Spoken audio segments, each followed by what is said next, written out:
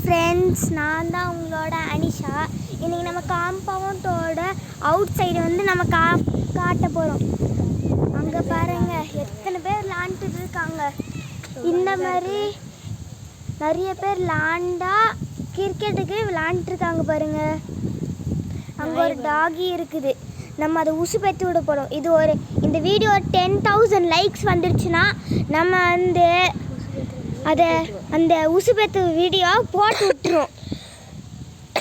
அங்கே பாருங்க இது வந்து எங்களோட காம்பவுண்ட் ஓனரோட வீடு.